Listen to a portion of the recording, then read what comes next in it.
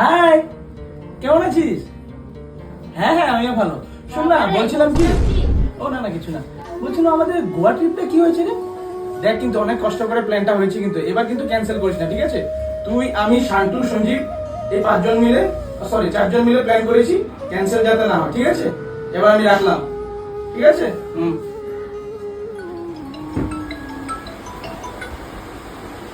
Hello, হ্যাঁ রিতা বল। কি বলিস, ছেলে হয়েছে? দাঁড়া দাঁড়া, আমি এখনই বাবুকে বলছি। বাবুরে একটা খুশির খবর। মা, দাঁড়াও তো, আমি বিজি আছি এখন, আমাকে ডিস্টার্ব করবে না, যাও তো।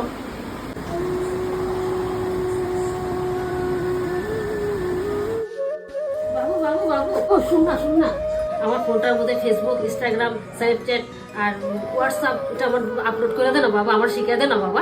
আরে মা, ওগুলো আপলোড হয় না তো, ওগুলো ইনস্টল হয়। আর তুমি ওগুলো দিয়ে কি করবা? আর তোমার তো ইমেল আইডিও নাই, তোমার এগুলো দিয়ে কোনো কাম নাই তো। কেন সারাদিন তো তুই এসব নিয়ে পড়ে থাকিস, তো বন্ধু বান্ধবগুলোকে কত কথা কস, কত কিছু শেয়ার করস। তুই যদি আমারে শিখাই দিতি বাবা, তুইও তো আমার লগে কথা কইতি।